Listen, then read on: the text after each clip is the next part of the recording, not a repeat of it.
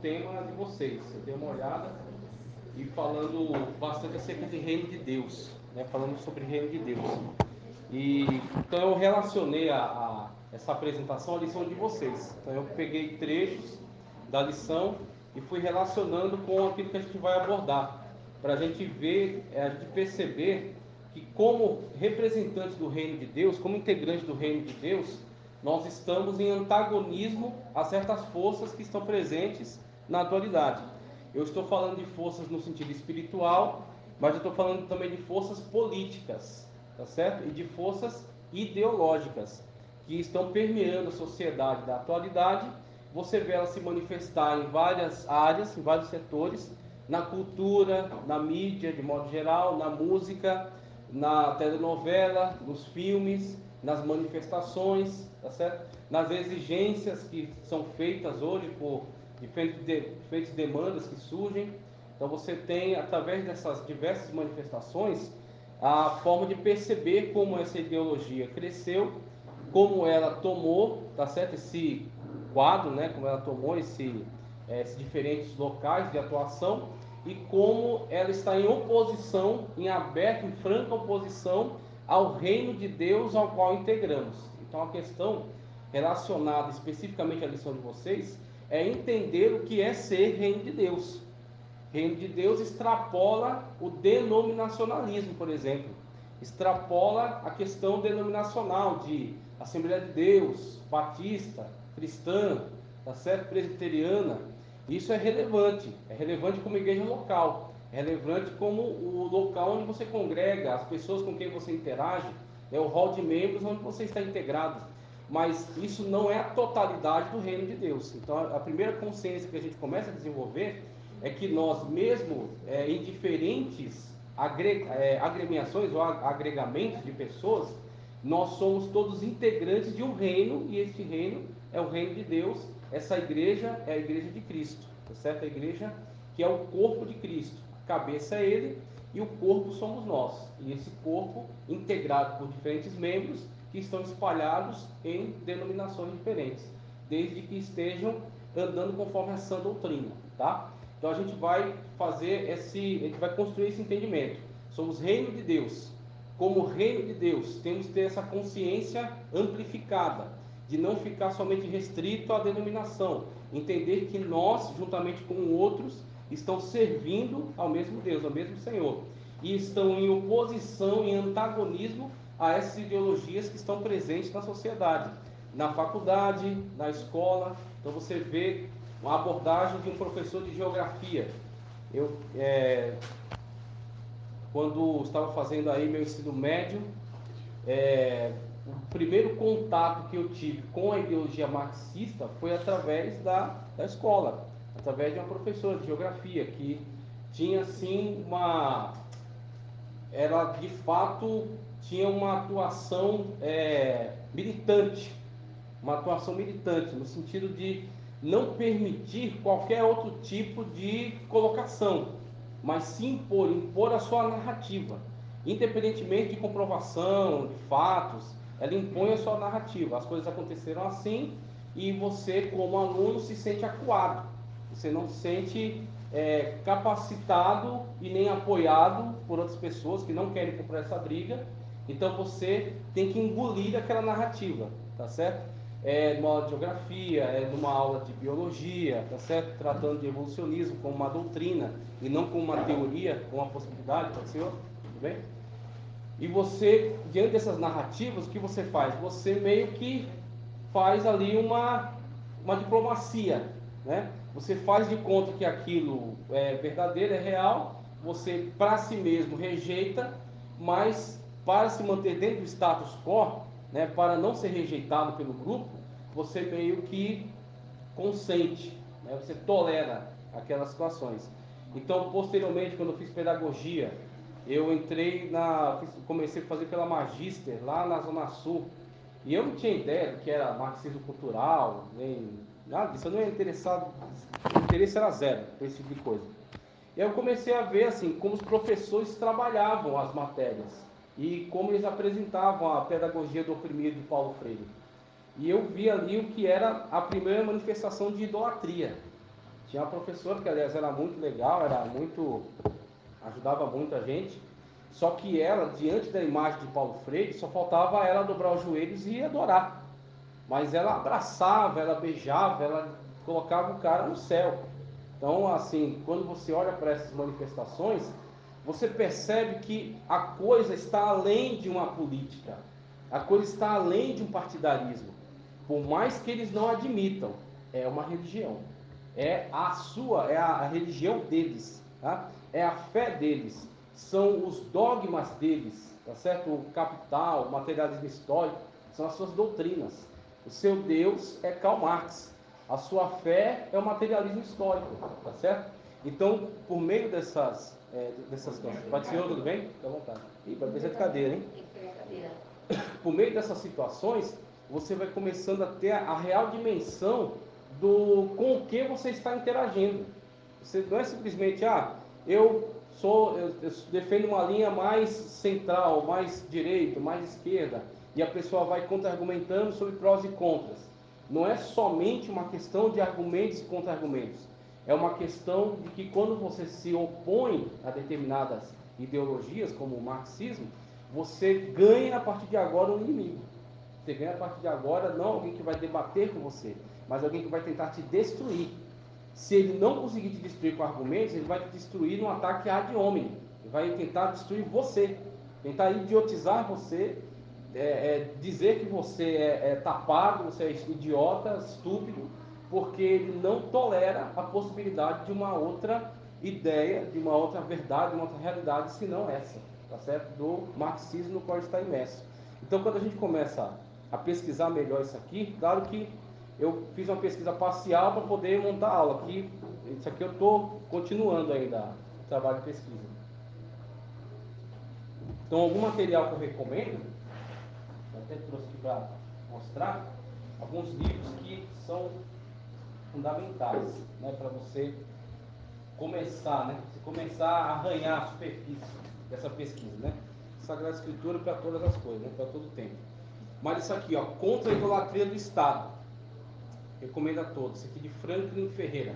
Extraordinário, tá? Que ele faz exatamente a denúncia desse Estado totalitário que está se constituindo pouco a pouco, tá certo? Esse Estado que interfere em tudo, esse Estado que é paternalista, que cuida de tudo é na mão do Estado, com relação a controle, com relação a benefícios, auxílio.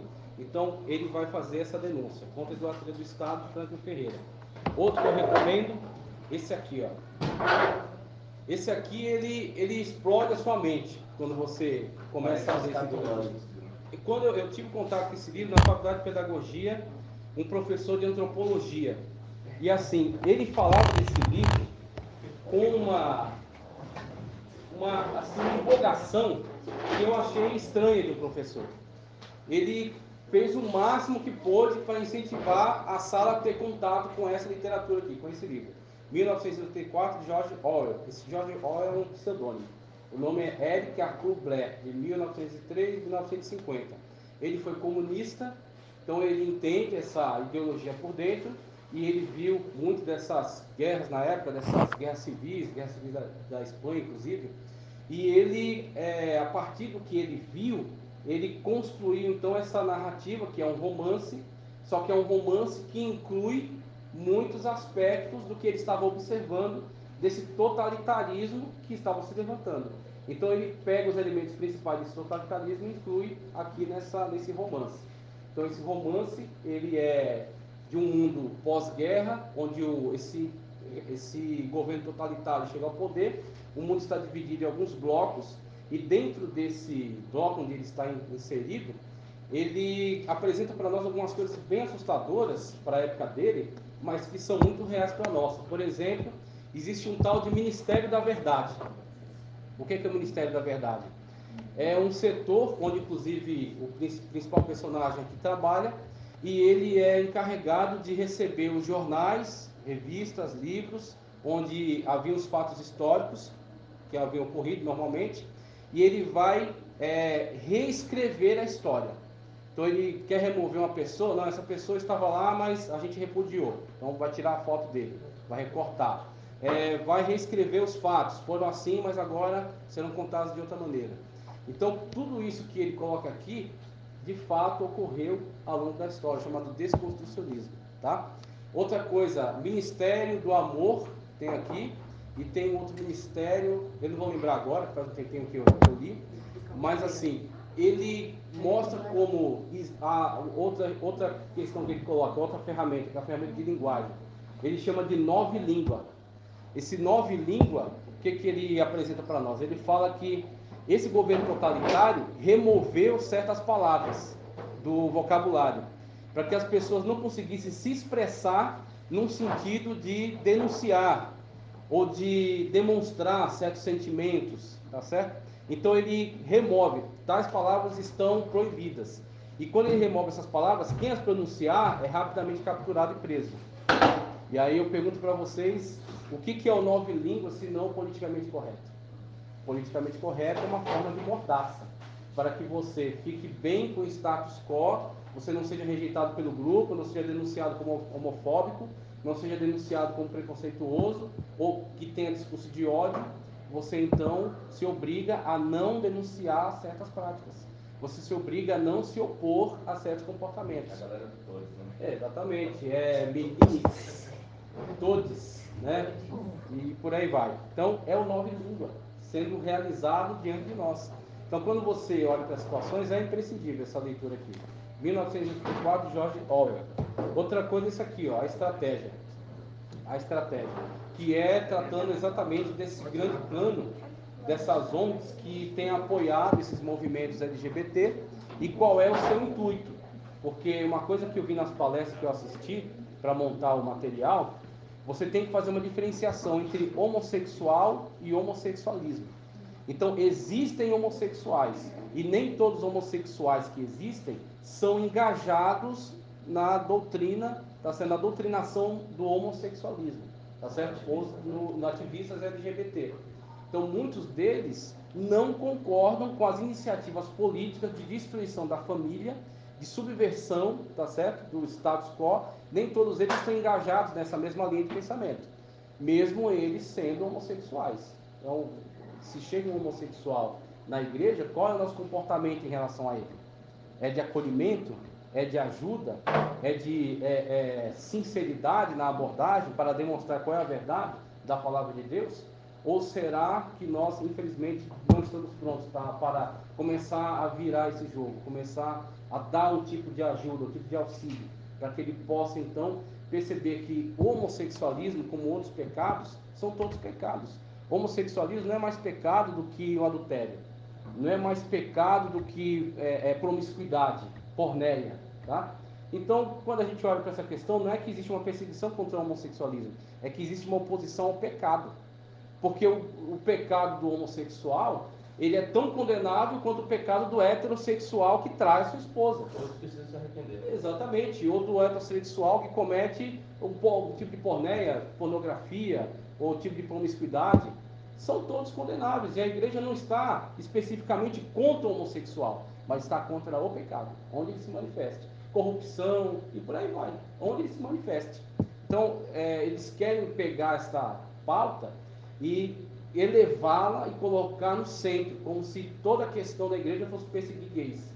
E aí você vê que a estratégia, esse livro vai abordar isso, ele pega essas pautas, ele sequestra para eles, tá certo? E faz assim uma manipulação de modo que venha causar esse embate, um embate que nunca existiu. Eles promovem esse embate. E a igreja corre o risco de ter o seu discurso regulamentado. Exatamente. Esse ativismo. E já está sendo. Tenta falar alguma coisa no Facebook, para você ver. Nas redes de comunicação. Você é bloqueado. Tem gente processando pastores dentro da igreja. Exatamente. E aí, devido a essa pressão, o que começa a surgir? Começa a surgir pessoas como Ed Renekiewicz, que querem atualizar a Bíblia. Quem conhece Ricardo Gondim? Conhece? Eu cresci ouvindo falar mensagem de Ricardo Gondim. E o Ricardo Gondim, ele acaba de declarar que a igreja dele agora é uma igreja que está alinhada, inclusiva, exatamente. Tem a Bíblia inclusiva, tem a igreja inclusiva. Olha só os termos que eles usam, o eufemismo, inclusivo. Nós, por acaso, não somos inclusivos? Nós não estamos com as portas abertas para qualquer grupo da sociedade, qualquer grupo, prostitutas, homossexuais, bandidos, que quiserem integrar a igreja, tem que ter uma mudança de vida. Então não é você permanecer como está, mas as portas estão abertas. Então nós somos inclusivos, só que eles pegam o tema inclusivo de uma forma, não é eufemismo, né? Para com isso dizer que eles agora estão aceitando essa ideologia, esse ponto de vista, essas manifestações. Eles não vão pregar contra isso, essa é a questão. Eles não vão se posicionar contra isso, conforme a palavra de Deus orienta. Então, na verdade, se você for, eu acredito que uma oportunidade que você tiver para falar isso, seria interessante você falar. Quem de fato ama esses grupos? Quem de fato se preocupa com eles? Você tem um problema, você vai a 2 médicos. Um deles fica com dó de você, mesmo fazendo diagnóstico, percebendo que você tem um problema, ele não te diz. Porque ele é muito legal, muito amigo seu e não quer que você fique chateado. E aí ele, não, tá tudo bem, pode ir para casa, viva a sua vida, está tudo certo. E o outro, que também é seu amigo e quer seu bem, mas porque ele quer seu bem, ele te alerta em relação ao seu problema. Ele fala, olha, você tem um problema, tá? E você precisa tratar. E o tratamento é difícil, vai doer, vai ser complicado, é arriscado, mas é necessário. Senão, sua vida vai ter um curto prazo. Você vai acabar morrendo devido a esse problema. Quem de fato foi o seu amigo? Quem de fato foi verdadeiro com você? Então, essas pseudo-igrejas inclusivas, o que elas estão fazendo é parar de denunciar o pecado. E isso, na verdade, é a manifestação de alguém que não se importa com a vida dos outros. Não se importa com a salvação dos outros. Se a Sagrada Escritura é verdade, nós temos que ser coerentes com ela. E a coerência com a Sagrada Escritura é a denúncia dessas práticas pecaminosas. Certo? Spurgeon falou, esse livro me afasta do pecado, o pecado me afasta desse livro. Exatamente, isso é imprescindível. E aí, quando você começa a ver Ed Renekiewicz, Ricardo Gondim, aquele outro que virou um guru, aquele que apostatou faz tempo, esqueci agora, Caio Fábio, você começa a ver essas figuras se multiplicando, essa apostasia se multiplicando, você vai entendendo que o marxismo cultural está conseguindo fazer uma pressão tal que muitas pessoas estão cedendo, né? Agora, claro, existe também aí um elemento escatológico, né? Vocês estão caminhando para a conclusão, para o fim dos tempos, para o momento em que uma igreja fiel vai ser arrebatada e uma igreja comprometida com este mundo, infelizmente, vai acabar integrando o sistema do anticristo. Então é uma situação inevitável, né? Uma situação que em breve, de fato, vai ser vista. Vamos lá, vamos caminhar por aqui, porque tem muita coisa. Óbvio que eu vou falar resumidamente, tá? E aí vocês vão fazer uma melhor leitura aí em casa. O material já está disponível para o Hélio. Já postou, né? Aí vocês vão fazer uma leitura melhor em casa. Vamos lá, primeiro texto que eu quero citar é esse aqui, ó. Pessoal, o material da aula está postado no Isso, pode ir visualizando aí pelo celular, tá? Então vamos começar já a lidar com os materiais. Deixa eu colocar aqui o carregador, senão o negócio vai morrer.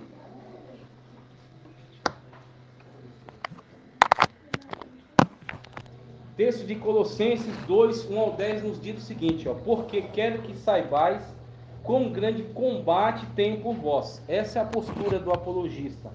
Essa é a postura de alguém que integra o reino de Deus. Não adianta você fazer de conta que não está acontecendo com você. Se nós integramos o reino de Deus, nós estamos em oposição ao mundo.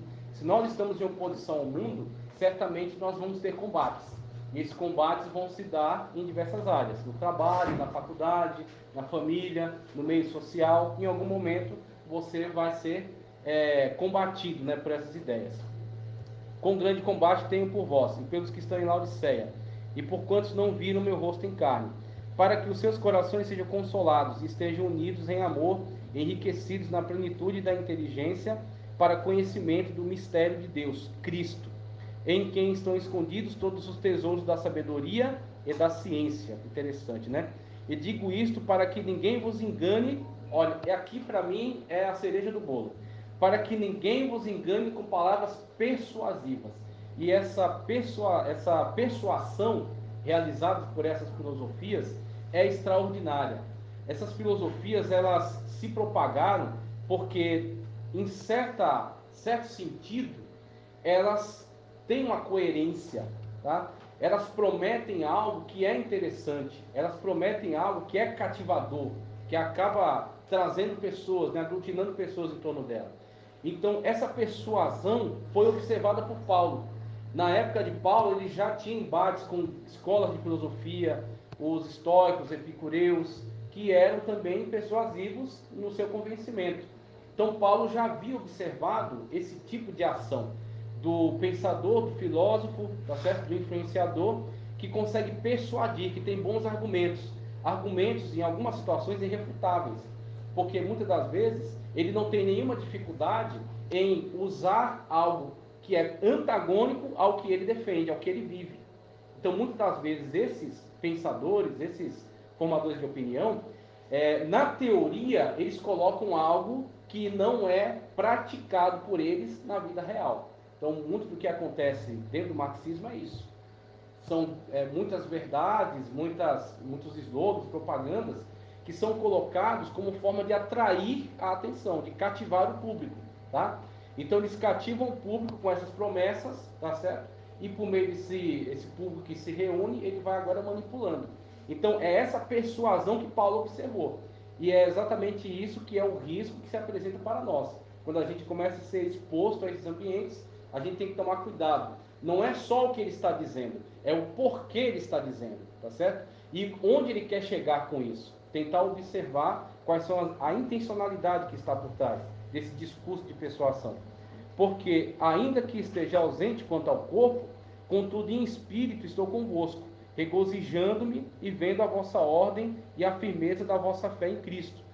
Como, pois, recebeste o Senhor Jesus Cristo, assim também andai nele, arraigados e edificados nele, confirmados na fé, como assim fostes ensinados, crescendo em ação de graças.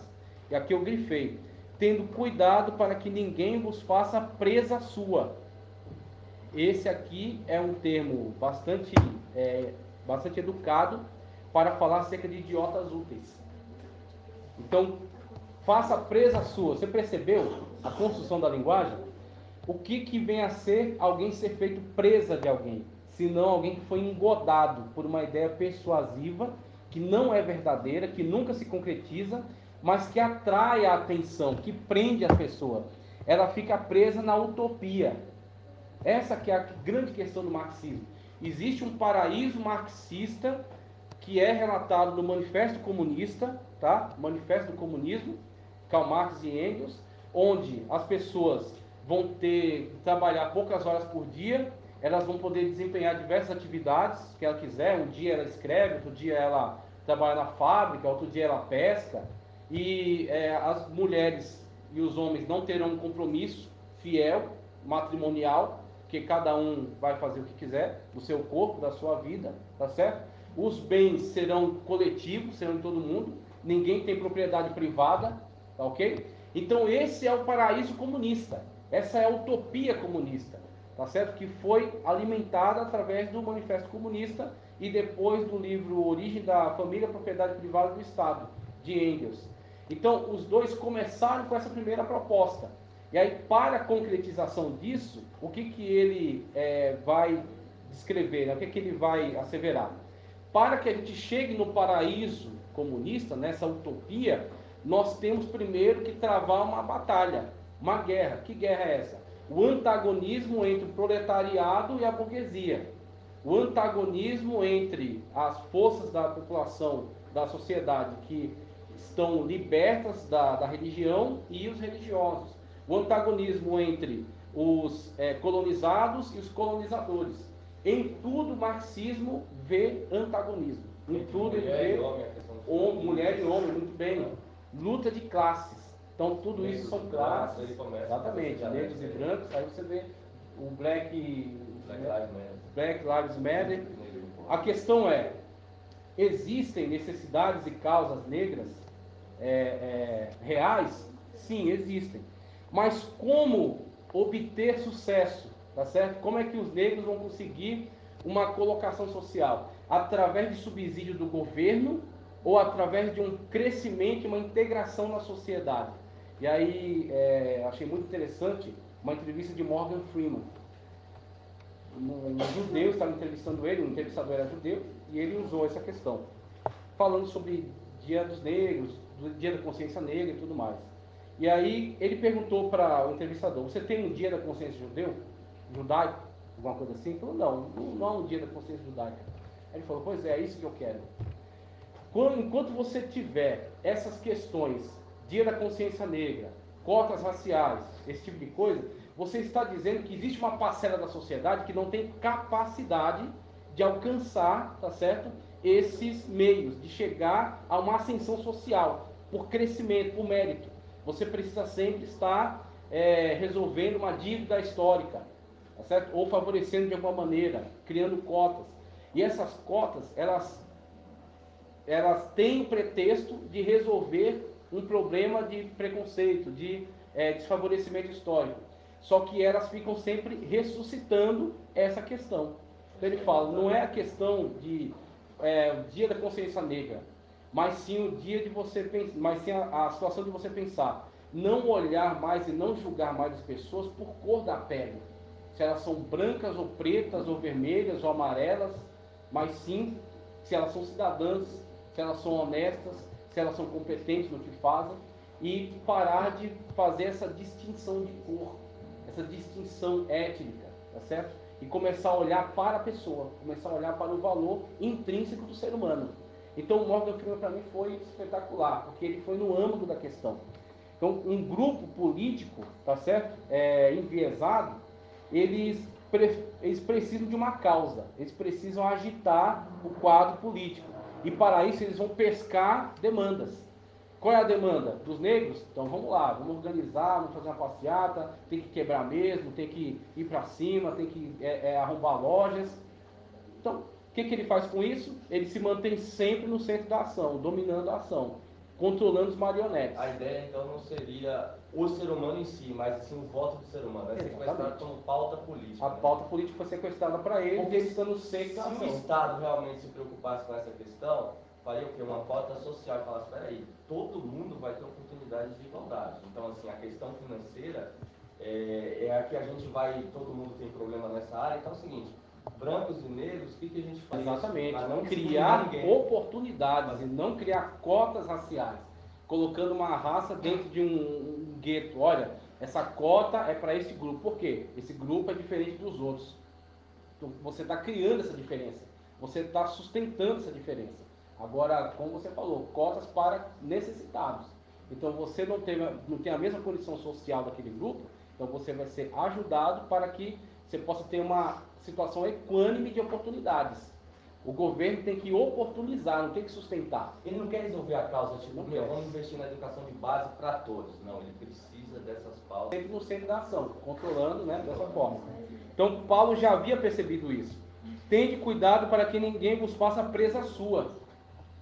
Então, ser presa de alguém é exatamente ser pego nessa situação. Qual é a sua situação? Pobreza. Então, vai lá, Bolsa Família. E aí, nessa Bolsa Família, eu não estou dizendo que tem que dar ou não tem que dar. Estou dizendo que aquele que constrói essa ideia e aquele que dá continuidade a ela tem uma intenção que ele não fala para você. Ele somente te apresenta esse meio, essa via. Mas você não sabe por que ele está fazendo isso, na verdade. Qual é a intenção dele? Isso foi feito na Venezuela. Na Venezuela, os caras davam gás, davam geladeira, davam diversos tipos de bolsa. Através do quê? Pegando da indústria petrolífera, jogando, né, distribuindo, fazendo distribuição de renda dessa maneira, entregando como ajuda, né, como distribuição de renda social. E aí o que a população fez com isso? Como é que ela se comportou em relação a isso? Ela ficou cativa. Aquilo virou um curral eleitoral. Por quê? Eu estou recebendo uma cota porque eu tenho 10 filhos, outra porque eu preciso de gás, outra porque eu preciso de gasolina. E aí, quando há a possibilidade da mudança de governo, para que uma outra pessoa suba ao poder, eu nem penso nisso. Aquilo nem passa pela minha cabeça. Por quê? Porque eu não quero perder esses benefícios. Então, cria uma dependência do cidadão em relação ao Estado que faz dele cativo. Ele virou presa de uma determinada forma de política. E aí isso foi levado a um extremo tão grande que que a Venezuela, que era para ser o país mais rico da América do Sul, está em fiasco. A Argentina, que foi pelo mesmo caminho, também quebrou.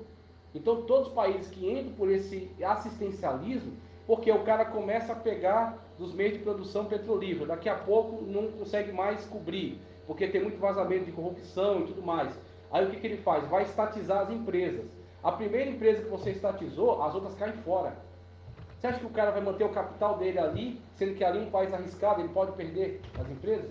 No tempo do Lula, a gente perdeu várias petrolíferas da Petrobras na Bolívia. O cara foi lá e tomou. É um Estado bandido, é um Estado ladrão. A moral dele é subjetiva, a moral dele é relativa. Então, o que é moral para mim não é moral para você. Ele entende que ele dá uma desculpa de justiça social, qualquer coisa assim, e vai lá e desapropria. Desapropriar é uma palavra bonita para roubar. Ah, eu vou desapropriar o seu relógio, tá? Agora eu vou estatizar para mim. Agora eu sou Estado, eu quero o seu celular e o seu relógio. Eu chamo isso de desapropriação. Você pode chamar de roubo. Então, são essas situações que vão acontecer ao nosso redor e você vai vendo que a Sagrada Escritura já previa. A Sagrada Escritura já havia observado isso através da inspiração do Espírito Santo. Paulo já havia observado essa possibilidade e já havia denunciado. Tenha cuidado para que ninguém vos faça presa sua, por meio de filosofias e vãs sutilezas. Filosofias e vãs sutilezas. Segundo a tradição dos homens, segundo os rudimentos do mundo, e não segundo Cristo, porque nele habita corporalmente toda a plenitude da divindade, e estáis perfeitos nele, que é a cabeça de todo principado e potestade. E seguindo adiante, eu sei que o tempo já está caminhando, está brincando, já vai dar 10. Meu Deus do céu. Então, muitas coisas eu vou só mencionar, né? Não vai dar para ler, mas esse texto que eu coloquei aí é muito importante, é do livro E Agora, Como Viveremos, de Charles Colson e Nancy Pearcey. A base da cosmovisão cristã, é claro, é a revelação de Deus nas Escrituras. Ainda assim, tristemente, muitos crentes não conseguem entender que as Escrituras são intencionadas para ser a base de toda a vida. Nos séculos passados, e a gente vai ver quando isso começou, quando isso teve início, nos séculos passados o mundo secular estabeleceu uma dicotomia, estabeleceu uma divisão, uma dicotomia entre ciência e religião, entre fato e valor, entre conhecimento objetivo e sentimento subjetivo. Como resultado, os cristãos costumam pensar em termos da mesma falsa dicotomia, permitindo que o nosso sistema de crença seja reduzido a um pouco mais do que sentimentos e experiências privados, completamente divorciado dos fatos e objetivos. Veja, seja bastante franco com você. Será que você não já viveu em algum momento essa situação na qual você disse, olha, aqui é o profissional, aqui é o estudante, o crente é na igreja, tá? Na igreja eu defendo essas ideias, aqui eu tenho que atender, eu tenho que me dobrar, eu tenho que aceitar ou tolerar essas situações. Então é exatamente essa dicotomia que foi produzida que fez com que a afirmação bíblica, a afirmação da fé cristã fosse guardada para um ambiente privado, específico. E ela fosse entendida não mais como uma verdade absoluta.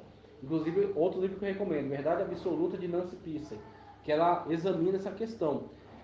A verdade cristã agora não é mais uma verdade para reger toda a vida. Ela é uma verdade só em alguns contextos. Então, a Bíblia Sagrada ela é verdade para mim, eu creio nela. Só que eu vivo ela em certos contextos e não em outros. Quando você permite criar essa dicotomia, você foi enganado, você foi ludibriado pelo sistema. O sistema forçou essa situação, tá certo? Impulsionou essa situação. E quando ele forçou essa situação, dizendo, olha, isso aqui é um país laico. E aí, esse é um dos termos mais distorcidos da história. Porque dizer que é um país laico não é dizer que é um país ateu. Dizer que é um país laico é dizer que o Estado, a estrutura do Estado, não favorece nenhuma religião. Veja, ele não sustenta uma religião. Por quê? Porque já houveram estados religiosos. Até hoje existem estados confessionais. Samoa Ocidental é um estado confessional. É uma ilha, uma república independente cristã. Eu estava lendo lá, eu fiquei surpreso. É um estado confessional. mas hoje não está mais na moda. Então, geralmente, os estados são laicos. O que é ser laico? A estrutura do Estado, o dinheiro do Estado, os impostos do Estado não vão sustentar a religião. Nenhuma religião, tá? Agora, a religião, as religiões, as manifestações religiosas, elas têm o direito, não é somente a possibilidade, elas têm o direito assegurado pela Constituição de se expressar, de se manifestar, porque todos nós integramos a sociedade. O nosso lugar de culto é protegido por lei, né? Protegida. Agora, na pandemia foi violado isso. É mais do que lei, a Constituição está acima da lei, é a Carta Magna da República. E aí o que acontece? Foi muito interessante a pandemia, por quê? A pandemia, ela operacionalizou um poder do Estado que não se via mais. O Estado ter poder de limitar seu direito de ir e vir, em outros momentos, quando teve a gripe espanhola, ninguém nem pensou nisso. Não cogitou a possibilidade dessa, tá? Aí agora, com a pandemia da Covid-19, o Estado começou a colocar as mangas de fora, as garrinhas de fora. Começou a demonstrar o seu autoritarismo. Agora, eu não estou aqui para dizer, não, tem que liberar tudo, eu entendo que é uma situação grave. Só que ao mesmo tempo que é uma situação grave, você tem que vigiar as ações do Estado, porque ele vai usar isso como pretexto. E aí esse pretexto que é o perigo. Inclusive, pela misericórdia de Deus, eu coloquei um livro agora para vender na Hotmart, e meu livro, eu investiguei exatamente esse tipo de situações. Eu coloquei essa questão da situação da pandemia, a modificação do comportamento do Estado, a modificação da sociedade, através tanto dessa questão pandêmica quanto anterior, essas ideologias marxistas, e aí eu discuti isso aí no livro Fiéis até o fim. Tá? Depois eu passo o link para você compartilhar, pessoal, quem quiser ver. Então veja, quando ele fala que da cosmovisão cristã e da questão da dicotomia olha, aqui é um ambiente laico, e quando ele diz que é um ambiente laico, ele está querendo colocar na sua cabeça que é um ambiente não religioso, que é um ambiente ateu até. E aí esse ateísmo ele chama de cientificismo. Esse cientificismo é um roubo, tá certo? É um sequestro de termo. O termo científico não é a mesma coisa do que ateu. Não é a mesma coisa do que sem Deus. Científico é um método. O método científico, a forma científica de analisar. Então, a ciência ela não propõe um direcionamento para a filosofia, para a religião, para a vida. Ela apenas analisa situações através de métodos empíricos. É o único papel da ciência. Ela não propõe alguma coisa para você. Então, quando alguém que é ateu se quer associar o seu ateísmo ao cientificismo, ele está roubando esse termo para ele. Ele não pode se apropriar disso. Ok? Então, essa dicotomia é o risco. Eu só vou poder me manifestar a minha fé, a minha crença na Sagrada Escritura, só no ambiente de culto, ou só no ambiente privado, tá certo? Ou só no ambiente eclesiástico. Pronto. Isso é colocar você dentro de uma caixa. Isso é isolar você, colocar você dentro de um gueto. E é exatamente isso que você não pode aceitar. Você não precisa aceitar. Porque isso é uma mentira, tá certo? Isso é um engodo, isso é um engano. Então é uma tentativa de silenciar a religião, uma tentativa de silenciar a fé. Essa dicotomia que foi observada por Charles Colson e Nancy Pearce foi denunciada, que eu achei muito interessante. Aí como ela começa? Eu pego aqui o texto da introdução, que diz, quanto tempo e energia as pessoas perdem confundindo preferências pessoais com o reino de Deus. Só até aqui, que já é suficiente. Veja. Preferências pessoais e reino de Deus. Nós temos que ter a consciência de que existem causas maiores do que nós mesmos. Existem situações que demandam até um alto sacrifício. Essa é a questão que eu acredito que ele está levantando aqui, que é muito importante. Então ele está provocando essa situação. Olha, existe algo chamado reino de Deus, e você faz parte dele, e você foi integrado a ele. E ele se manifesta ao mundo através de você, através do seu posicionamento. Aí o que acontece? Quando chegar a hora de você se posicionar, você vai ter que fazer uma escolha. E qual é essa escolha? A escolha é o seu bem-estar ou a verdade? E aí eu provoco vocês agora em relação a Lutero. Vocês já deram uma lida na vida de Lutero, para saber um pouco acerca de como era o momento em que ele se manifestou na Reforma Protestante?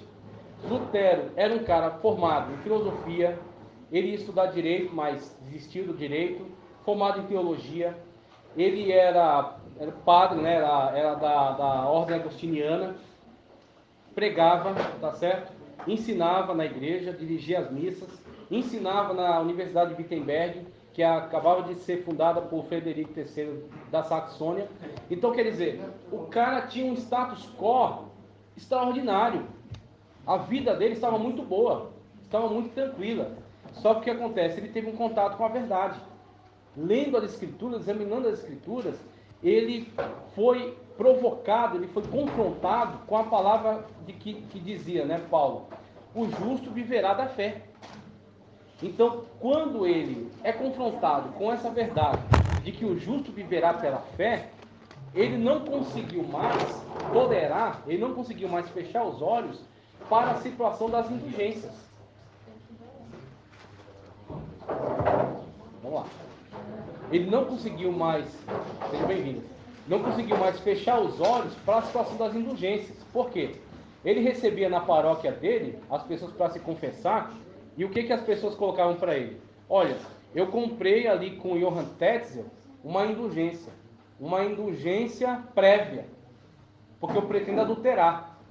E aí eu já comprei a indulgência, paguei caro e eu tô tudo bem, o Papa já me deu um carinho lá acerca das indulgências.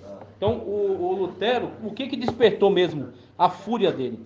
Se você vê as teses dele, as 95 teses que ele pregou na porta da igreja de Wittenberg, as questões que ele discute: se a indulgência ela livra a pessoa do pecado, se o Papa tem o poder de livrar a pessoa do pecado antecipadamente. Então, as questões das teses que ele apregoou eram um convite ao debate para discutir essas questões em torno da indulgência. Tá? E aí, quando ele olha para essa situação da indulgência, o que ele percebe? As pessoas estão sendo pegas como presa, cativas, por essas vãs sutilezas. Qual era a vã sutileza? Fazer a pessoa entender que porque ela deu dinheiro, né, comprou a indulgência, entregou lá para Johann Tetzel, que vai levar para o Papa, tá certo? Para ele fazer a Basílica de São Pedro, né, na qual ele está lá, forrado de ouro. Então, a pessoa acreditava que por ele ter comprado aquela indulgência, que tem o carimbo do perdão papal, ela está livre de qualquer tipo de condenação, mesmo pecando e não se arrependendo, mesmo pecando deliberadamente. E aí, quando ele percebe essa situação, como ele levava muito a sério a palavra de Deus, como ele era muito franco, muito verdadeiro em relação a isso, que ele foi perfeito? Não, ele teve muitos defeitos, defeitos inclusive bem graves. Mas em relação a isso, ele foi muito verdadeiro. Ele viu que as pessoas estavam sendo encaminhadas para o inferno diante daquela situação, porque elas estavam sendo enganadas. Aquilo não ia dar absolvição de pecados, porque ele já havia visto na palavra de Deus: o justo viverá da fé. A salvação é por meio de Cristo. O perdão de pecados é mediante arrependimento. Então, essa situação na qual as pessoas estão envolvidas é um engano, é um engodo. E aí, qual foi a atitude dele? Elaborou as 95 teses, apregou na porta da igreja de Wittenberg. A partir dali, alguém pegou aquilo, a imprensa já havia sido inventada, multiplicou. No que multiplicou, o tema começou a ser discutido em várias situações. E aí, vários movimentos de reforma que já estavam aguardando uma oportunidade, porque houveram outros reformadores antes de Lutero, houve Wycliffe, houve Tyndale, houve John Hus, tá certo? Então eles, quando viram essa situação, aquilo tornou-se uma ebulição, aquilo tornou-se uma grande manifestação. E o Papa agora, primeiro, tenta fazer Lutero calar a boca. Manda lá, né, um documento, manda lá um teólogo, John Eck, vai discutir com Lutero, vai mandar ele se calar, vai mandar ele ficar quieto, até que ele expulsa Lutero da igreja. E aí Lutero vai lá, pega a bula papal e queima. E naquela situação cria um conflito dos infernos, que vai terminar lá na dieta de Worms, quando ele se apresenta diante do imperador e dos representantes do Papa, onde ele ali seria preso e morto. Essa era a estratégia. Só que aí Filipe III da Saxônia sequestra ele, põe ele no castelo, onde ele fica 2 a 3 anos, uma coisa assim, escondido com nome falso, e é onde ele faz a tradução do Novo Testamento do grego para o alemão. Tá? E essa situação, essa reviravolta aconteceu por quê? Porque ele se posicionou. Tem um preço a se pagar. Tem um preço a se pagar pela verdade. Tem um preço a se pagar pelo posicionamento. E o problema é, muitas das vezes os cristãos não estão dispostos a pagar o devido preço pelo posicionamento, tá certo? Para manter a verdade. Agora, qual é o problema? Nós temos que estar muito atentos àquela palavra de Cristo. Aquele que me confessar dos homens, eu o confessarei diante do Pai e dos santos anjos.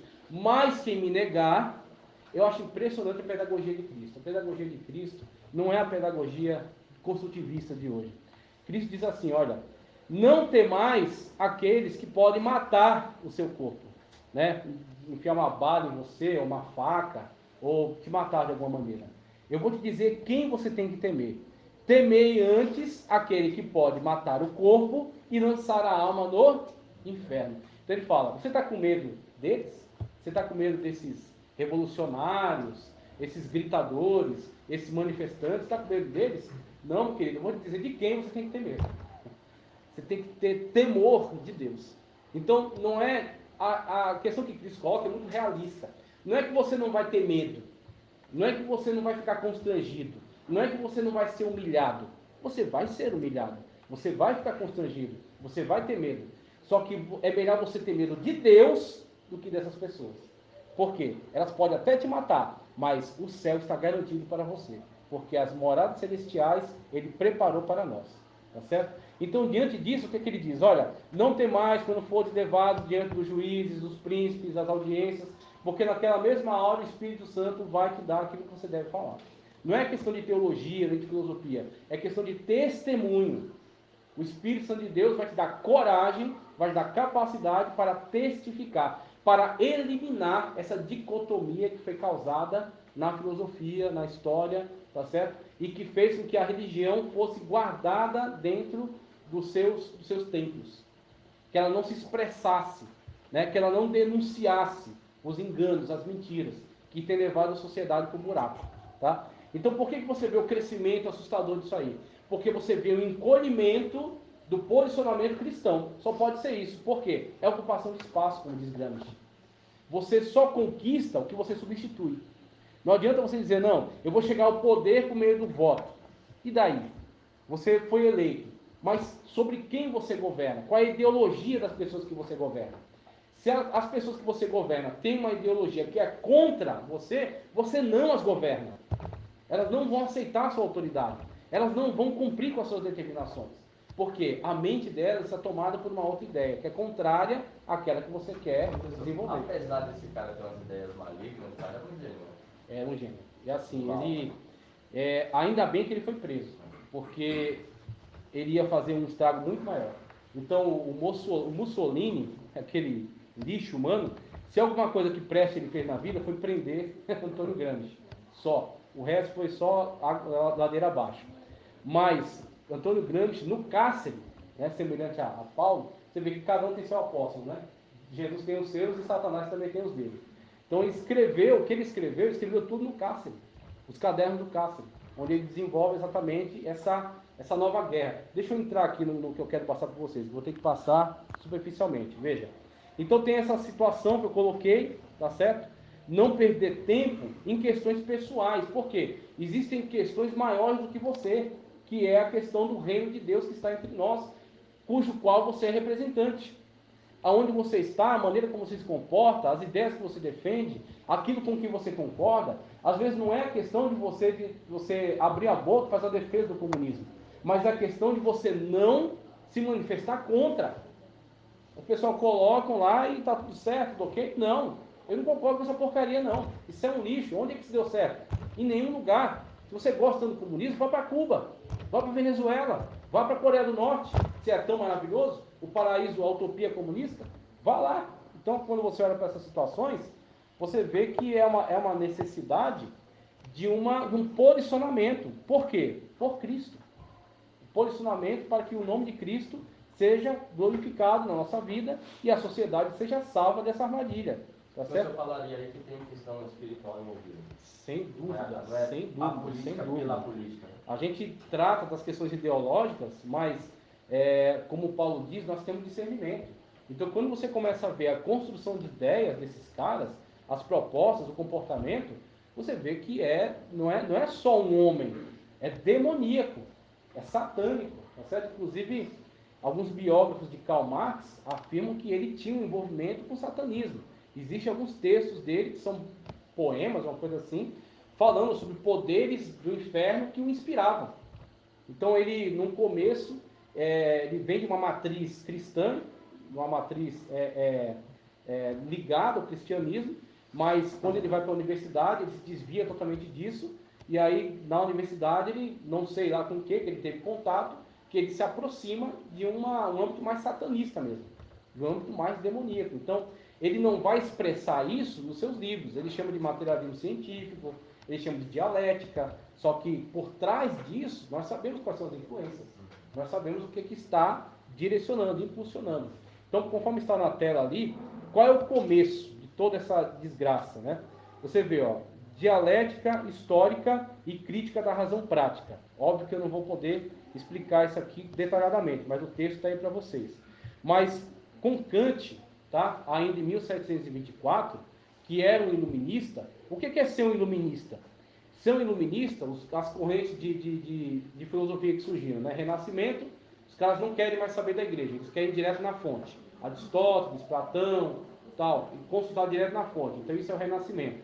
Humanismo, os caras querem colocar o homem no centro, o antropocentrismo. O que interessa são os interesses do homem, tá certo? Do ser humano, e não da igreja, e não de Deus, e não da revelação, e sim do ser humano. O que interessa é o ser humano.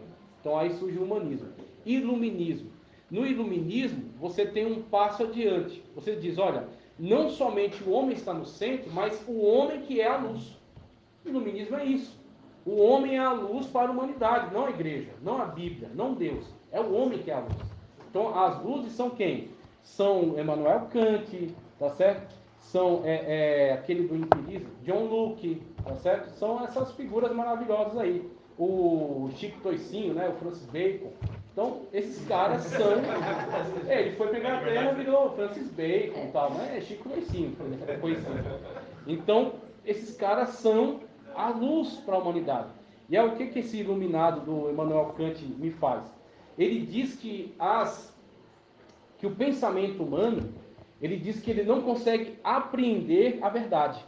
Mas o que ele faz em relação àquilo que ele capta da realidade? Ele como que cria a própria realidade. Ele projeta a própria realidade, tá? Então, para que ele possa apreender a realidade, ele tem que estabelecer mecanismos racionais. Esses mecanismos racionais, você vai ver, crítica da razão pura e crítica da razão prática. A crítica da razão prática vai dizer, olha, você só vai conseguir entender uma coisa da realidade se você submeter aquilo que você apreendeu de tudo. A natureza, o tempo, a história, os livros, tudo. Se você submeter a esse mecanismo prático racional, tá? Com isso, o que você está fazendo? Você não consegue mais perceber a realidade de forma verdadeira. Você não consegue chegar na realidade diretamente. Se você não consegue chegar na realidade diretamente, como é que você vai perceber as manifestações de Deus? Você não percebe, você simplesmente inventa. É isso que ele está dizendo em palavras de boteco, tá? Você inventa a realidade, você inventa aquilo que você acha ser verdadeiro. Não é a verdade, é o que você acha que é, tá? Então ele quebrou essa conexão entre a minha percepção e o mundo real. Agora não dá para eu perceber mais o mundo real, tem que ser por meio de mecanismos racionais, né, que ele coloca aí.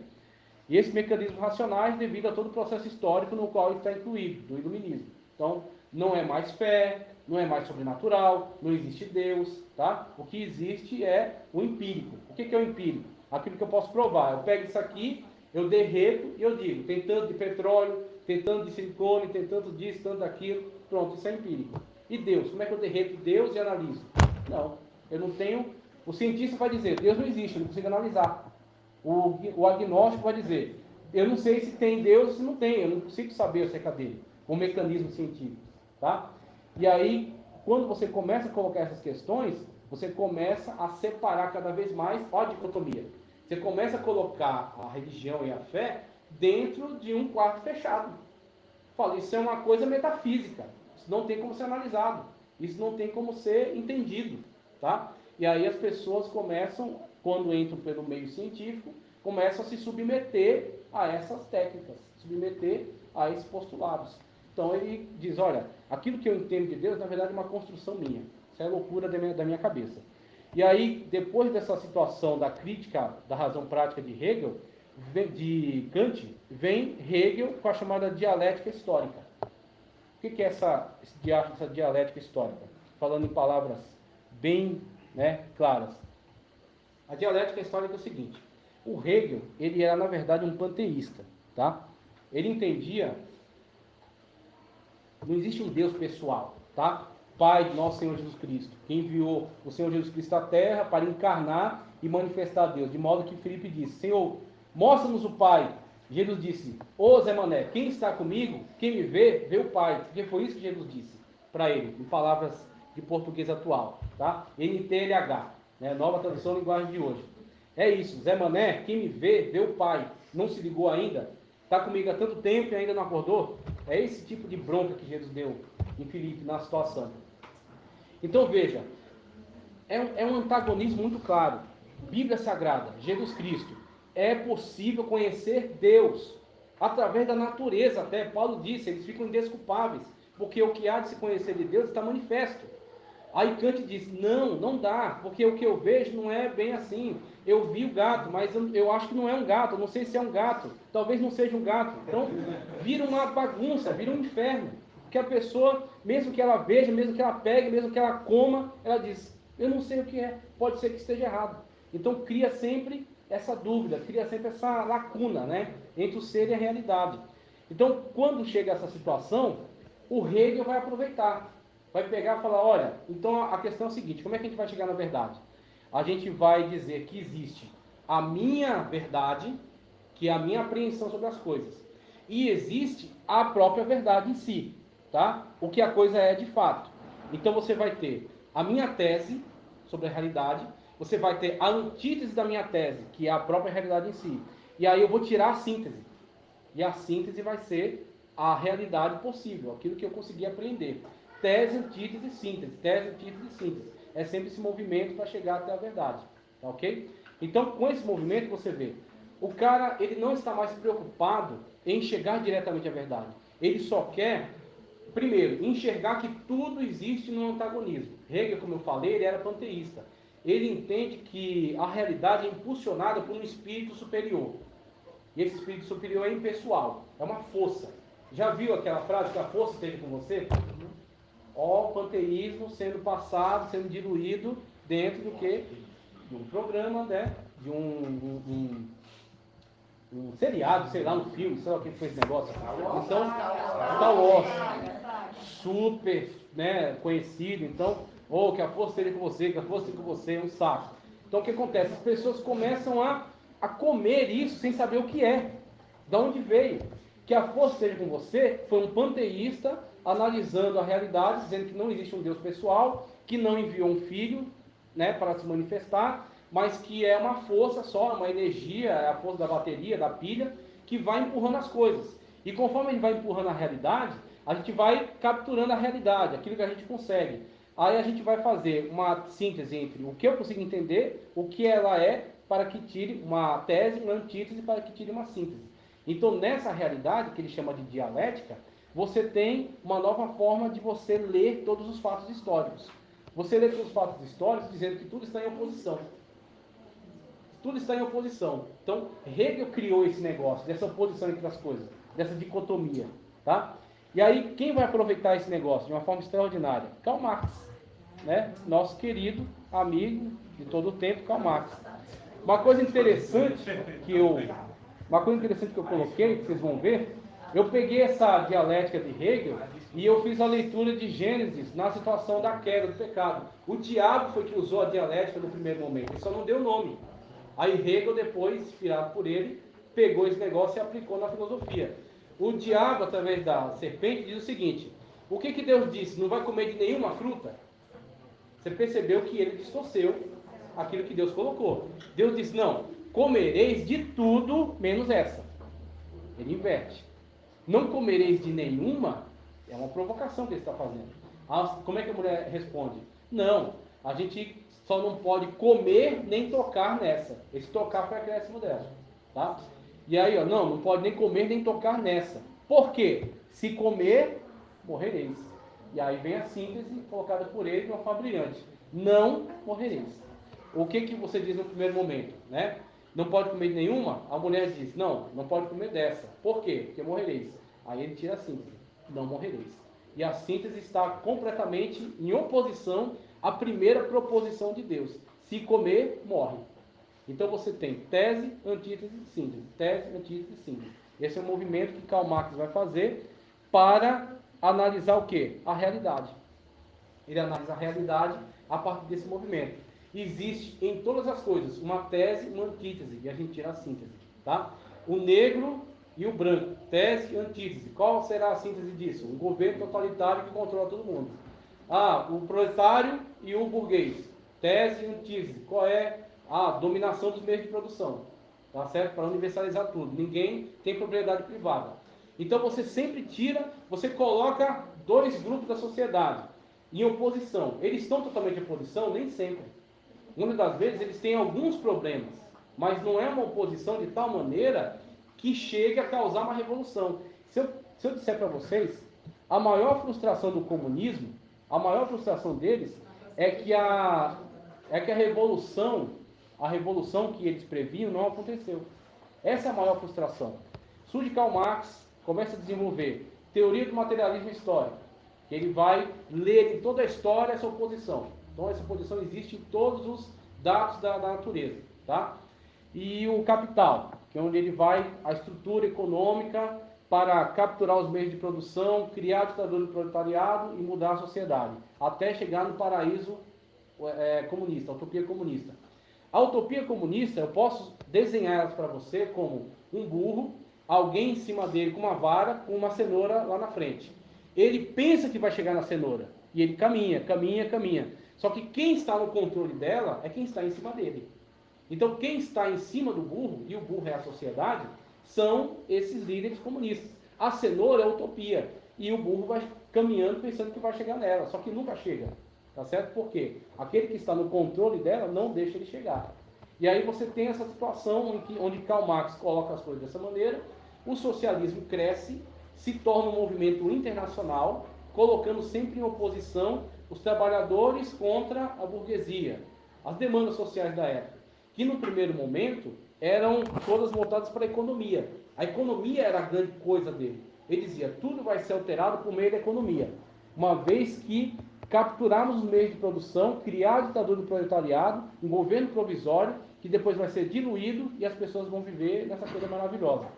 Você vê que o marxismo, ele é um tipo de messianismo. Ele não é só uma proposta política para regulamentar a sociedade, tá certo? Que o governo, ele é ratificado por Deus. Como? Como uma forma de garantir a segurança social. Só para isso. O governo não existe para nos conduzir para o paraíso celestial. O governo existe para punir os criminosos e manter a segurança. Só. Então, biblicamente falando, quando Paulo fala sobre o governo, quando Cristo fala sobre o governo, ele fala do governo de uma forma mínima. O governo não está aí para realizar os desejos e os anseios das pessoas. Isso as pessoas têm que ser garantidas como possibilidades, como oportunidades para que elas realizem. E o governo cuida da segurança e de punir aqueles que atentam contra a segurança social. Tá? Então, quando o Karl Marx cria essa situação, muitos abraçam. No que muitos abraçam, você vai chegar até... Vocês veem que eu estou resumindo bem, né? Vai chegar até a situação da Revolução. Tá? Então, você vai ter, antes da Primeira Guerra Mundial, você vai ter essa ideia se proliferando. Na Primeira Guerra Mundial, tá certo? Na Rússia, você ainda tem o czar. Foi um fracasso para ele, a Primeira Guerra Mundial. Então, o país estava numa desordem, uma pobreza, e a estrutura social fica muito danificada. E essas ideias vão sendo proliferadas.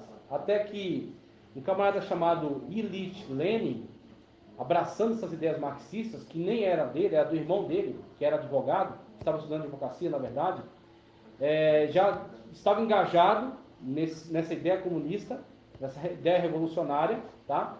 Ele comete um atentado contra uma carruagem onde ia lá o czar, não dá certo o atentado, eles são capturados e ele é morto. E no que o irmão de Lenin é morto, ele descobre os escritos, os livros, os textos do irmão dele. Devora isso, lê e abraça a ideologia para si. Aí ele se engaja na luta. E aí eles vão começar a criar essa consciência de revolução, do proletariado, derrubar o czar, derrubar a monarquia, se estabelecer no poder, né, para essa transformação. Eles conseguem. Eles vão lá, derrubam o czar, matam a família deles e fazem a revolução. Lenin se instala no poder. O que ele vai fazer? Ele vai causar a maior mortandade que se viu na Rússia em todos os tempos. Por quê? Ele vai pegar todos os seus opositores e mata. Tá certo? A forma de pensamento, a forma de ideologia deles é totalmente desprovida de freios morais, tá? É totalmente desprovida de temor de Deus, porque eles são ateus. A leitura que eles fazem sobre a história é a partir dessa ideia dialética do materialismo histórico. Tudo está em oposição e nós, para poder vencer, tá certo? Essa antítese à nossa ideia, nós temos que fazer o que for preciso. Se for preciso matar, se for preciso deportar, se for preciso aprisionar, aquilo que for preciso para chegar ao poder. Tá? Como Maquiavel dizia, né? Os fins justificam os meios. Então, isso era uma verdade para eles. Isso era algo normal, tranquilo. Então, ele faz a revolução e o que ele pensava? Que quando ele fizesse a revolução na Rússia, a Rússia se torna comunista, vai para a Segunda Guerra Mundial, faz aliança com os países aliados, né? Participa da Primeira Guerra Mundial, derruba o fascismo, o nazismo. Ele entendia, olha, quando os trabalhadores de todos os lugares verem a revolução que a gente fez aqui, eles também vão se engajar, eles também vão entrar. Qual foi a decepção deles? Os trabalhadores da Alemanha, tá certo? Da Inglaterra, da França, da Espanha, eles não queriam saber dessa porcaria de revolução, de ir para a guerra e matar pessoas, derrubar governo, para um dia chegar nesse tal dessa utopia comunista. O que os trabalhadores queriam? Se sindicalizar e ganhar mais dinheiro. Ir para a igreja, trabalhar no seu emprego, criar seus filhos e ter sua família. E comprar uma terrinha para morrer em paz. É isso que os trabalhadores queriam. E aí, quando Lenin começa a ver que aquela revolução que ele pensou que seria o estopim de uma revolução mundial, ela não se concretiza, outras pessoas começam a tentar corrigir esse movimento histórico, tá certo, do marxismo-leninismo. Quem é que faz essa correção? Antônio Gramsci. Antônio Gramsci surge na época do fascismo. Na época do fascismo, ele interagia, ele participava das internacionais comunistas, que eram as reuniões deles para decidir a política, e ele começa a criticar essa forma de ação de Lenin, de tomada de poder por meio da força, de estabelecimento de uma ditadura, tá certo? De imposição por meio da guerra, né? Imposição por meio do autoritarismo. Ele diz, olha, inclusive eu vou pegar aqui algumas frases dele, para a gente já passar para essa parte. Deixa eu pegar aqui algumas frases de Gramsci, que aí você tem a revolução. Aqui, ó, Gramsci, uma frase dele, ó. Não tomem quartéis, tomem escolas e universidades. Não ataquem blindados, ataquem ideias. E outra frase dele. O mundo civilizado tem sido saturado com o cristianismo por 2000 anos. É um regime fundado em crenças e valores judaico-cristãos. Não pode ser derrubado até que as raízes sejam cortadas. Tá? Aí nesse esquema que está em tela aí, você vê o que é fazer exatamente essa derrubada e essa substituição do status quo, a subversão ideológica. Você ataca o cristianismo, você ataca o sistema judiciário, você ataca, aqui eu não estou conseguindo nem ler, filosofia clássica, que é a filosofia de Platão, Aristóteles, né, que formaram a sociedade ocidental. Você ataca essas instituições importantes que são bases para a civilização. Família tradicional, exatamente. E aí você pega, resgata aquela obra de Engels, né? Origem da família, propriedade privada do Estado. Então, a guerra comunista, ela muda de foco. Ela começa numa guerra armada, ela começa numa guerra de autoritarismo, de imposição. E matou muitos cristãos também. E matou muitos cristãos na Rússia, na cortina de ferro, né? Durante a era comunista. E ela muda de uma face militarizada para uma face cultural, uma face ideológica, tá? Então, a partir dessa nova forma de guerra de Gramsci, para o estabelecimento do poder, para a tomada de espaço, vão surgir agora uma diversidade de demandas sociais. Você tem, desenvolvimento do marxismo cultural, revolução dos oprimidos nos Estados Unidos, negros, estudantes, feministas e homossexuais, uma fusão entre o pensamento de Freud e Marx, condicionamento psicológico, massificação. Então você vai ter agora essas análises sobre as demandas sociais. Qual é a demanda? Porque eu sou um homem, mas eu estou no corpo de um homem, mas eu me sinto mulher. Aí o que a gente vai criar para você como bandeira? Vamos criar a ideologia de gênero, que é óbvio não é chamada assim por eles, tá? Então a ideologia de gênero vai dizer, olha, o gênero é diferente do sexo. Olha a tese, a antítese e a síntese aí de novo. Então, uma coisa é sexo biológico, outra coisa é gênero. Mesmo que você nasça nesse sexo biológico, não necessariamente você se sente ligado a esse sexo. Você pode se entender um outro ser, um outro sexo, ou até assexuado, ou até bissexuado, e por aí vai. Você cria uma infinidade. Dizem que há 700 possibilidades de gêneros diferentes, tá? Dentro disso aí. Inclusive a negação da realidade. Um dos atuais é o chamado queer. Esse queer, o que é? No inglês, eu até vi que era estranho, que é do LGBTQ, aí vai o resto da sigla, né? LGBTQIA+. Por aí vai. Vão acrescentando. Tá manjando. Vai inteirado assim. Empresa, Treinamento na empresa. minha também. Essa empresa lida com o quê? Lida com o quê, seu ela João? é a Deloitte.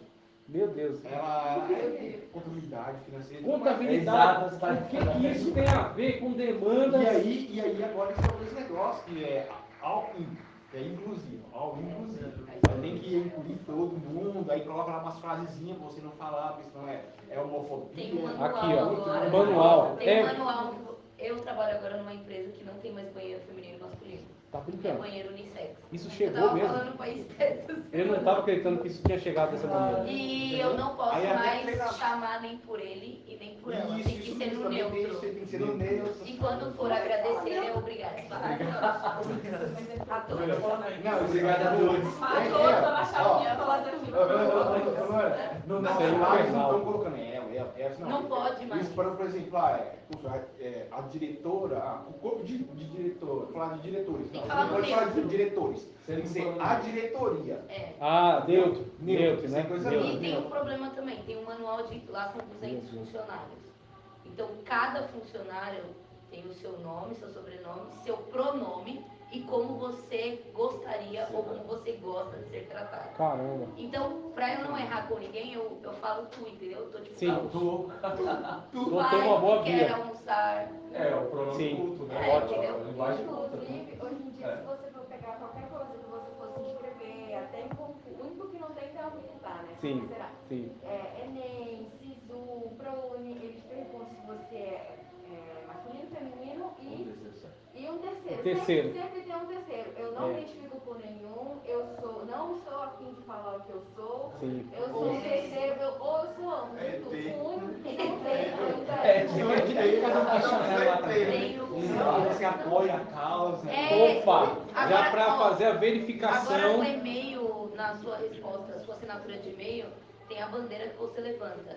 E aí eles separaram 3 bandeiras, causa animal, LGBTQIA+, e feminismo. Quer dizer, você tem que estar Você engajado em tem alguma. Não, e você é obrigado a escolher uma bandeira. Tipo, Você vê que o que os caras fizeram. Essa aqui, ó. Os caras fizeram. Essa aqui, ó. realmente estão se cumprindo. O cara já tinha previsto. Se você manifestasse qualquer tipo de ideia que fosse contra aquilo que foi estabelecido pelo grande irmão, pelo Big Brother, rapidamente você é identificado, você é separado, você vai passar pela uma instituição que vai tentar te readequar, empurrar, fazer a lavagem cerebral para você se adequar àquilo que ele quer. Se você não submeter, aí você é eliminado, você é morto.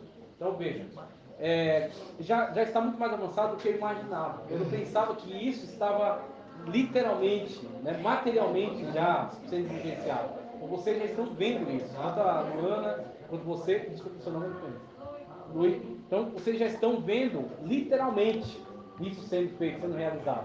E o que acontece? É a migração do primeiro comunismo fracassado, da iniciativa autoritária, de Lenin, marxismo-leninista, para o marxismo cultural de Antônio Gramsci.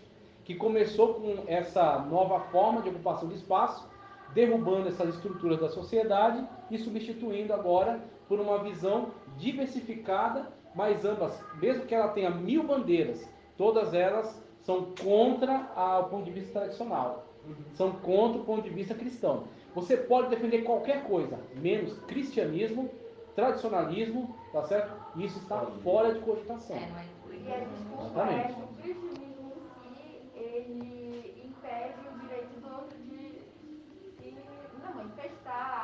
Somos taxados como os opressores. Na verdade, você não tem esse poder de fala, né? Porque lá tem um mural, eu acho engraçado, que colocaram minha foto, eu tava brincando com essa aí, colocaram minha foto e colocaram assim, hétero top. É exatamente isso. Meu Deus do céu. Cristã, Cara, foi hétero igual, top. não teve um cara aí no programa lá que eu já tava, assim, que falou assim, desculpa por eu ser hétero.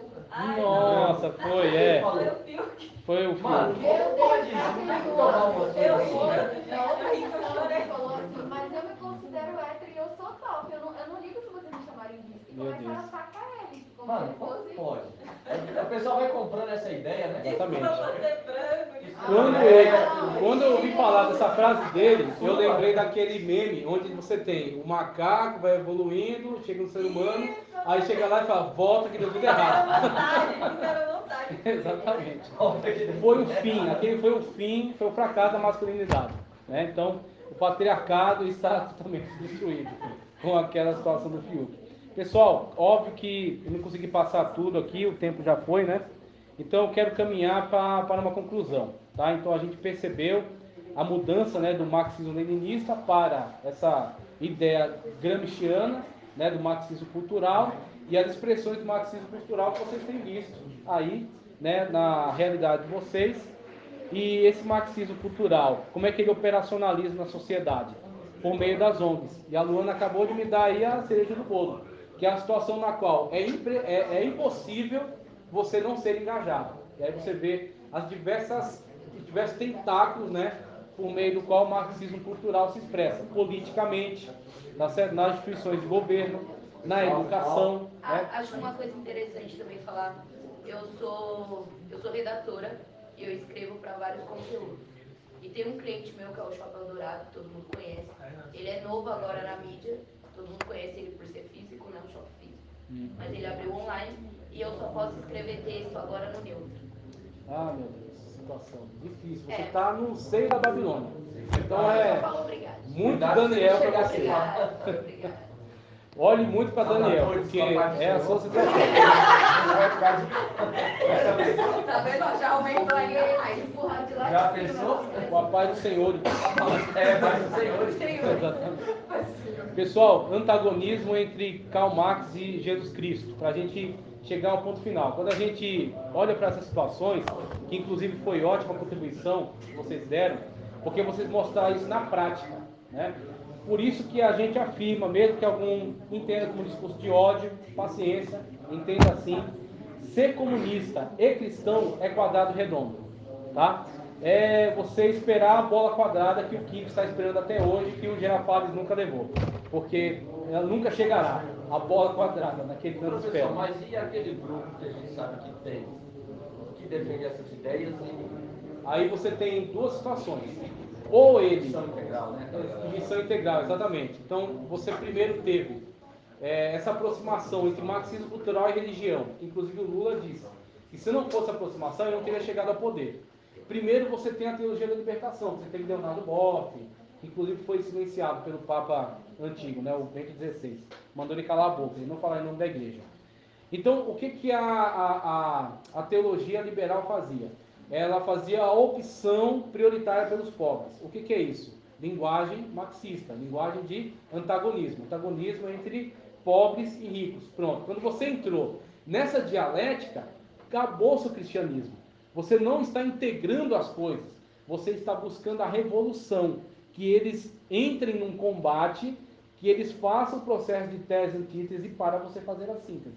Pronto, você caiu na teia de Hegel, tá certo? Na teia de Marx, você está funcionando na mesma ideia, tá?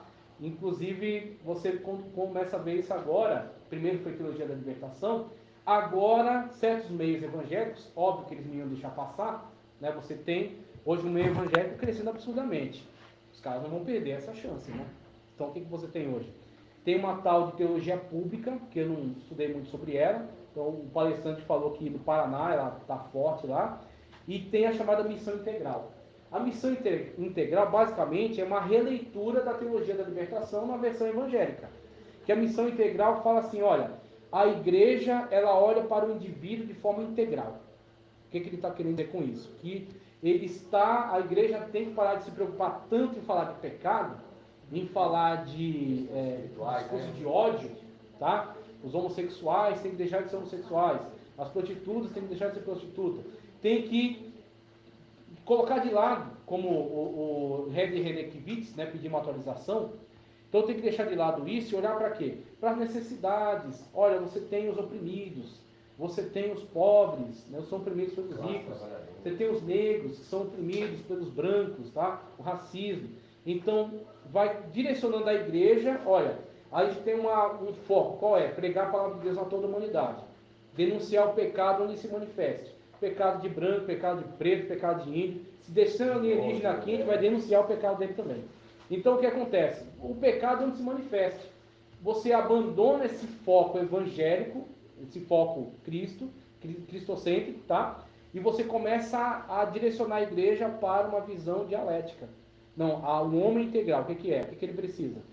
Vamos apoiar o negro nessa luta dele para se integrar à sociedade contra os brancos. Vamos apoiar o pobre nessa luta contra o opressor burguês. A mulher contra o homem. Pronto, você acabou com a missão da igreja. Você agora se torna uma filial do marxismo. Se torna uma filial dessa ideologia dialética. Tá? Então esse é o risco da missão integral.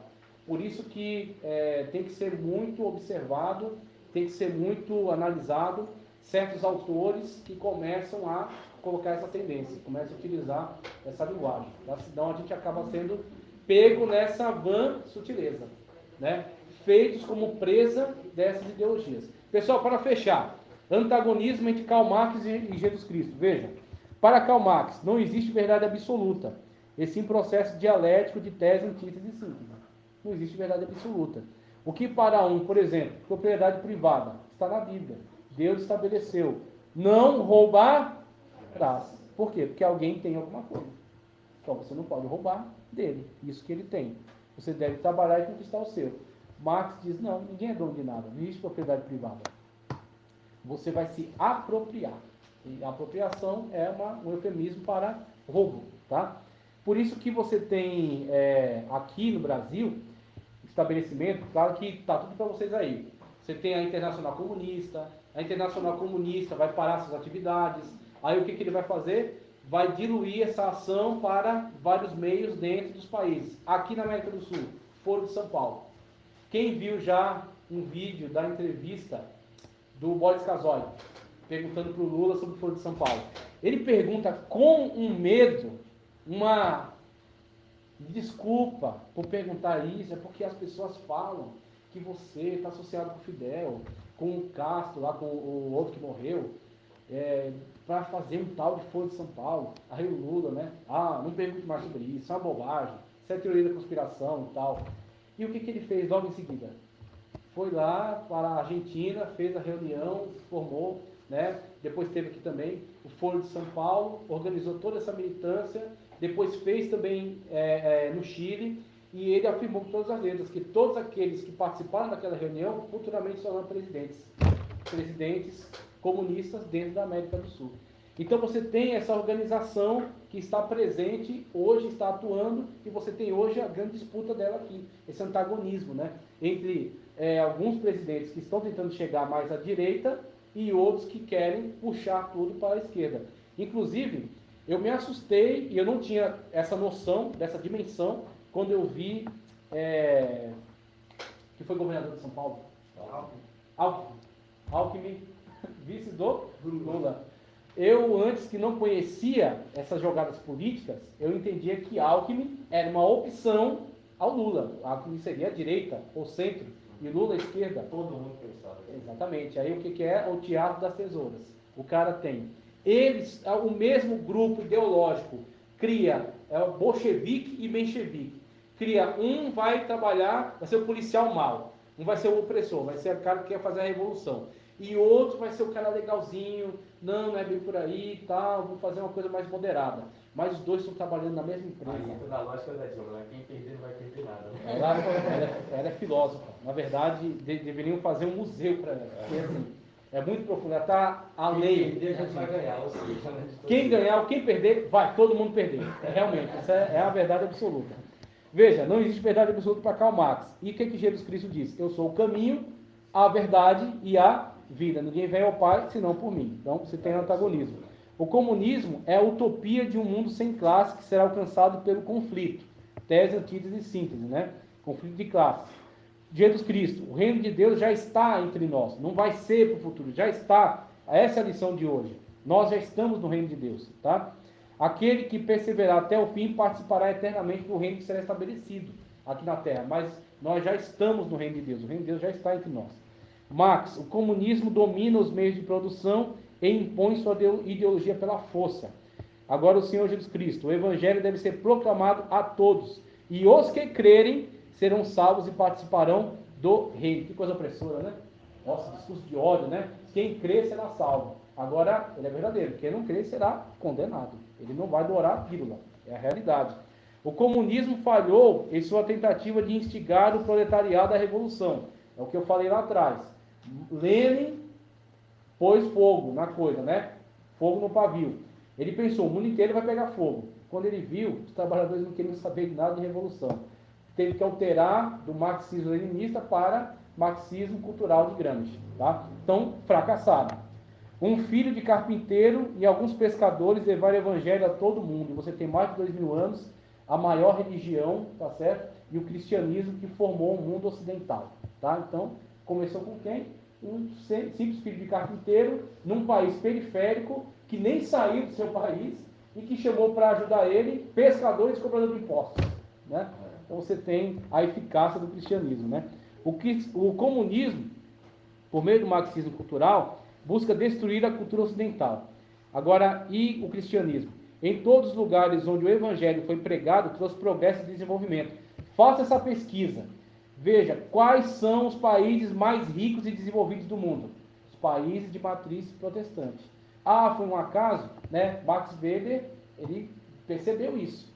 Você lê Max Weber, você vai ver a ética, a ética protestante e o capitalismo. Tá?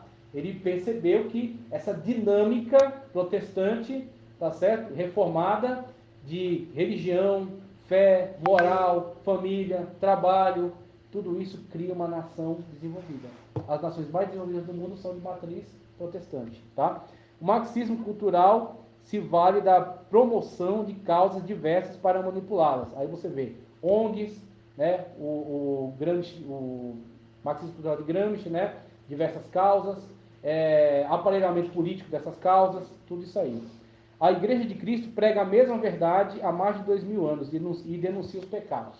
Em vez de você ficar entregando bandeiras e levantando causas e colocando eles em ebulição, tá certo? Em conflito, você prega, denuncia o pecado de todos eles e une eles todos num corpo só. O que Paulo falou?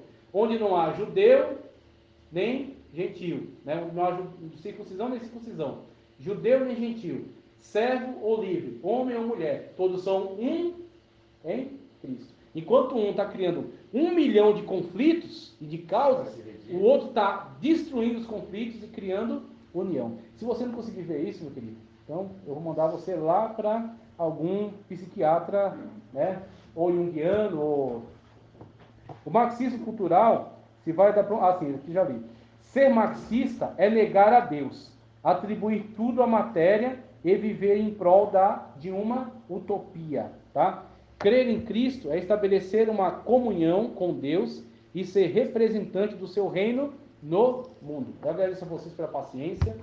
Eu sei que eu tive que falar que nem um louco aqui para tentar passar um pouco. O conteúdo está aí para vocês, tá?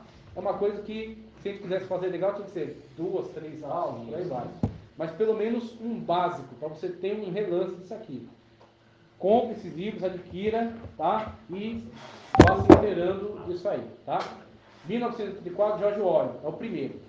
Isso aqui é muito interessante, é muito chocante, tá? O Manual Politicamente Incorreto do Comunismo. Isso aqui vai dar uma visão geral de toda essa problemática. Extraordinário, maravilhoso. A estratégia que eu falei sobre essa questão neizista e a idolatria do Estado, extraordinário, tá? Muito obrigado. Que Deus continue abençoando a vida de vocês. Amém. Vamos fazer uma oração? A ideia aqui, pessoal, é justamente nos conscientizar e nos posicionar. Que a igreja ela não precisa mais ser massa.